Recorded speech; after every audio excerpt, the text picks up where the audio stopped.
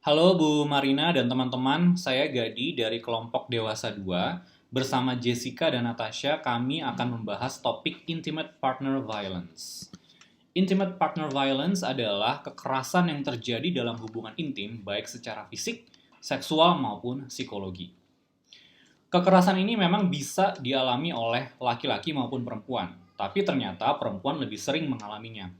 Dari studi-studi yang dikompilasi oleh Organisasi Kesehatan Dunia, sebanyak 26% perempuan di dunia pernah mengalami kekerasan dalam hubungan intim setidaknya satu kali dalam kehidupan mereka.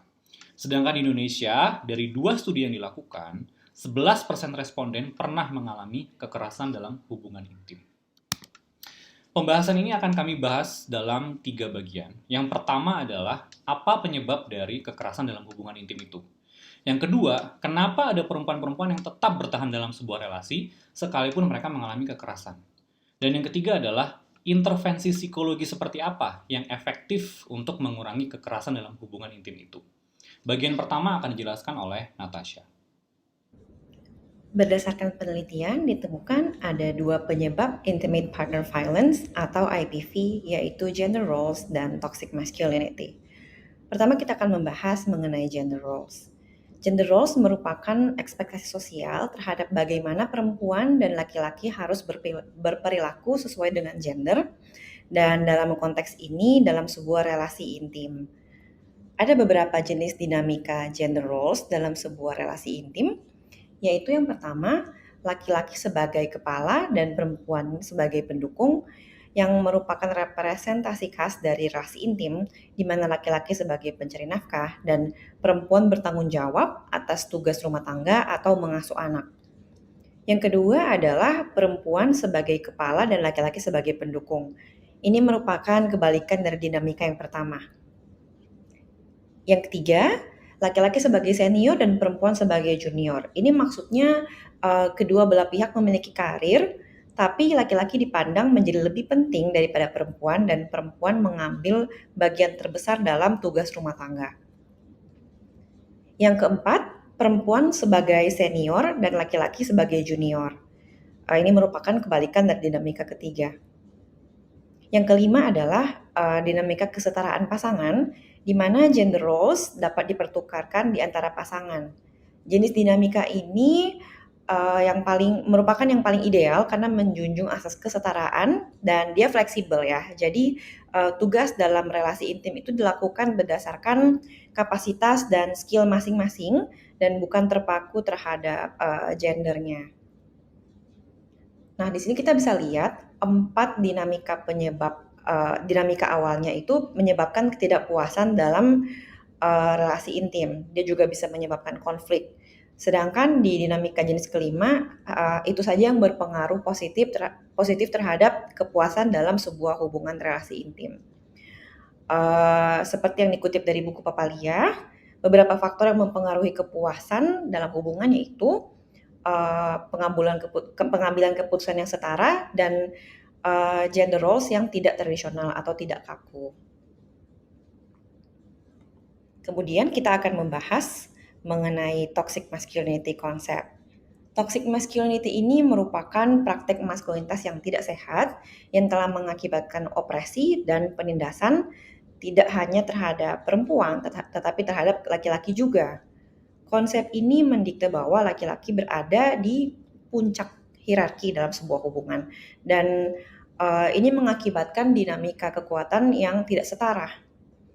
Kaitannya dengan intimate partner violence adalah ini ada beberapa contoh ya. Contohnya laki-laki dituntut untuk menyembunyikan emosi, tidak boleh menangis, tidak boleh berekspresi.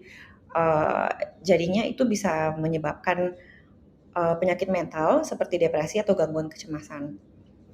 Dan dampaknya juga bisa kena ke hubungannya. Lalu ada keterlibatan pria dengan kekerasan karena mau menunjukkan kegagahan atau kejantanan. Jadi kalau misalnya mereka terlibat kekerasan, terlihat seperti tangguh gitu ya, pria tangguh, pria hebat, pria jantan. Lalu ada kurangnya kemauan untuk mencari perawatan medis. Ini dalam hal fisik dan maupun dalam hal kesehatan mental. Lalu ada juga yang menganggap kehamilan pasangan itu bisa divalidasi bisa memvalidasi kejantanan. Dan ada juga yang kurang merasa bertanggung jawab untuk mencegah kehamilan pasangan. Ini maksudnya kehamilan yang tidak diinginkan ya, begitu. Kesimpulannya adalah gender roles dan toxic masculinity berdampak negatif terhadap semua gender, tidak terkecuali membuat laki-laki dan perempuan sama-sama menjadi korban. Dan berdasarkan data, laki-laki memang memiliki rate yang lebih tinggi dalam melakukan intimate partner violence, tapi laki-laki dan perempuan sama-sama mampu melakukan IPV melalui kontrol koersif, kekerasan fisik, dan kekerasan seksual. Oke, setelah kita mendalami penyebab dari intimate partner violence ini, kita akan bergeser ke perspektif korban. Ada sebuah penelitian dari 2 anggota Fakultas Psikologi Universitas Airlangga yang meneliti 3 subjek korban IPV ini, ketiga-tiganya perempuan. Nah, dari penelitian itu, ditemukan bahwa dalam 3 subjek ini, ditemukan ciri-ciri yang sesuai dengan teori Stockholm Syndrome. Stockholm Syndrome adalah kondisi di mana korban kekerasan justru memihak kepada pelaku kekerasan. Nah, dalam penelitian ini ditemukan ada 4 kondisi yang konsisten ditemukan pada 3 subjek ini yang menyebabkan Stockholm Syndrome ini subur berkembang dalam diri mereka. Yang pertama adalah ancaman terhadap keselamatan korban. Yang kedua adalah ancaman dari pelaku kepada korban supaya korban tidak meninggalkan pelaku. Yang ketiga adalah pelarangan dari pelaku terhadap korban untuk tidak berhubungan dengan teman-teman atau keluarga korban. Yang terakhir adalah pelaku yang menghujani korban dengan tindakan-tindakan baik setelah dia melakukan aksi kekerasannya terhadap korban. Ini adalah 4 kondisi eksternal yang menyebabkan Stockholm Syndrome tumbuh subur pada diri korban itu. Nah, ada juga kondisi internal, yaitu distorsi kognitif atau bias dalam cara pandang si korban ini. Biasanya tampak pada sikap mereka yang meremehkan perilaku kekerasan atau merasionalisasi perilaku kekerasan dari pelaku, atau mengembangkan kepercayaan bahwa sikap manis korban pada akhirnya nanti bisa mengubah perilaku kekerasan si pelaku ini. Nah, menurut teori psikososial Erikson, di tahap dewasa muda, seseorang itu punya tugas atau kebutuhan untuk mengembangkan intimasi. Menurut Papalia, pengembangan intimasi ini bisa diekspresikan dalam 2 jalur. Yang pertama adalah melalui hubungan romantis, dan yang kedua adalah melalui pertemanan. Nah, ketika si pelaku melarang korban untuk berhubungan dengan teman-temannya, si pelaku ini sebenarnya sedang mematikan salah satu ekspresi intimasi si korban ini, yaitu pertemanan. Akibatnya si korban jadi bergantung kepada pelaku untuk memenuhi kebutuhan intimasinya. Nah, jangan-jangan ini yang menyebabkan distorsi kognitif itu semakin subur dalam diri korban. Nah, menarik untuk diteliti selanjutnya, apakah perempuan-perempuan yang sebelum masuk ke relasi penuh kekerasan ini punya hubungan pertemanan yang ketat akan jauh lebih bisa resisten terhadap intimate partner violence atau mungkin bisa keluar lebih cepat dari hubungan romantis yang penuh kekerasan ini. Nah, yang kedua soal distorsi kognitif. Nah, menarik untuk diteliti apakah dalam tahapan perkembangan korban ada pengaruh-pengaruh non-normatif yang kemudian secara spesifik bisa membuat mereka lebih rentan untuk mengembangkan distorsi kognitif. Oke, ini adalah perspektif korban dalam intimate partner violence. Yang tidak kalah pentingnya lagi adalah bagaimana cara kita mengurangi intimate partner violence itu? Yang selanjutnya dijelaskan oleh Jessica. Oke, thank you Gadi. Berikutnya mari kita lihat kira-kira ada acara apa aja sih yang secara riset dapat mengatasi intimate partner violence atau IPV. Di studi ini, para peneliti menganalisa wanita hamil yang mengalami IPV. Rupanya, kekerasan terhadap wanita hamil itu kerap terjadi loh, dan dapat mengakibatkan dampak buruk terhadap para ibu dan janinnya, seperti kelainan fisik, premature birth, low Apgar score, dan berat lahir yang rendah. Mereka mencoba melakukan solution-based counseling kepada wanita-wanita hamil ini yang dapat membantu mereka untuk lebih optimis terhadap masa depannya dan merubah sudut pandang hidup mereka.